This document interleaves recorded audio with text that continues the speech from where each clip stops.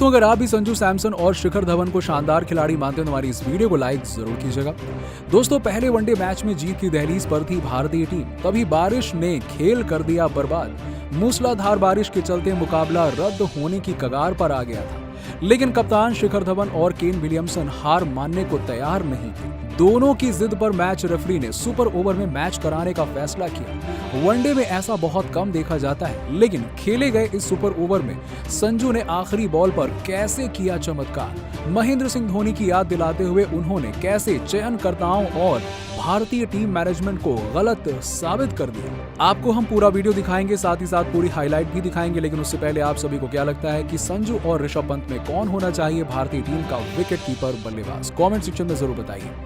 दोस्तों, team India इस वक्त न्यूजीलैंड दौरे पर है और इस दौरे पर इंद्रदेव खासा मेहरबान है, तभी तो T20 के तीनों मैचों में बारिश देखने को मिली है। पहला और आखिरी मुकाबला तो बारिश के चलते रद्द कर दिया गया। भारत और न्यूजीलैंड के बीच पहला वनडे मैच खेला गया और मैदान में आए सभी दर्शक मैच के लिए बेहद उत्साहित नजर आ रहे थे। सिक्का उछला तो गिरा कप्तान शिखर धवन के पक्ष में और उन्होंने पहले बल्लेबाजी नहीं गेंदबाजी करने का फैसला किया। दोस्तों, इस मुकाबले में 5 ओवर ही फेंके गए थे कि एक बार फिर से बारिश ने खेल का मजा किरकिरा कर दिया। देखते ही देखते ऑकलैंड के मैदान पर मूसलाधार बारिश होने लगी और मैच देखने की उम्मीद लगाए सभी दर्शक हताश हो गए। आपको बता दें कि 5 ओवर में न्यूजीलैंड ने 28 रन बनाए थे, लेकिन उसके बाद बारिश इतनी ज्यादा तेज हो रही थी कि सबको ऐसा लग रहा था कि मुकाबला नहीं होगा। लेकिन दोनों ही कप्तान मैदान के बाहर एक कोने में बैठकर बारिश का इंतजार कर रहे थे।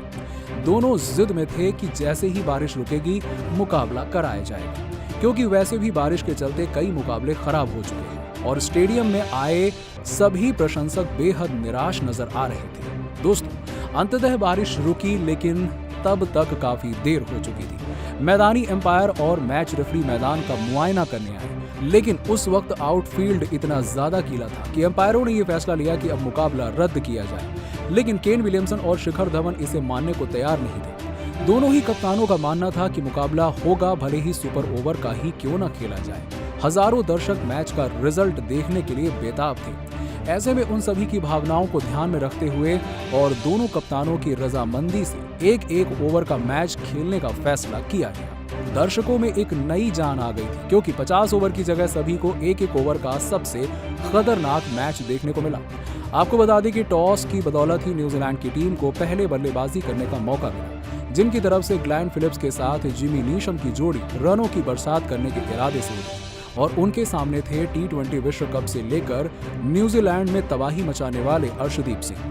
दोस्तों, गेंद और बल्ले के बीच जबरदस्त मुकाबला शुरू हो चुका था, लेकिन किसी ने सपने में भी नहीं सोचा होगा कि अर्शदीप सिंह के लिए उनका ये पहला वनडे मुकाबला एक बुरा सपना बन जाएगा। जी हाँ, आपको बता दें दोस्तों कि अर्शदीप को आड़े हाथों लेते हुए फिलिप्स ने उनकी 2 गेंदों पर 2 तूफानी छक्के लगाकर इस गेंदबाज की दिशा और दशा दोनों खराब कर दी। मैदान में पूरी तरह से सन्नाटा छा गया था और इसी के साथ ही कप्तान शिखर धवन के चेहरे की तो हवाइयां उड़ गई थी। लेकिन दोस्तों, इसके बाद अर्शदीप सिंह ने दिखाया अपना जलवा और उन्होंने तीसरी गेंद पर फिलिप्स को क्लीन बोल्ड कर दिया और न्यूजीलैंड के तो पैरों तले जमीन खिसका दी। कप्तान धवन का तो इस विकेट पर सेलिब्रेशन देखते ही बनता था, लेकिन विकेट गिरने के बावजूद न्यूजीलैंड के लिए खूंखार बल्लेबाज थमे नहीं। और आपको बता दें कि दूसरी ओर नीशम ने अर्शदीप के अंतिम 2 गेंदों पर एक तूफानी छक्का और फिर एक खतरनाक चौका जड़कर इस सुपर ओवर में 22 रन बनाए और भारतीय टीम को 23 रनों का विशालकाय लक्ष्य दिया। दोस्तों, ये बड़ा लक्ष्य न्यूजीलैंड के गेंदबाजों के सामने आसान नहीं होने वाला था।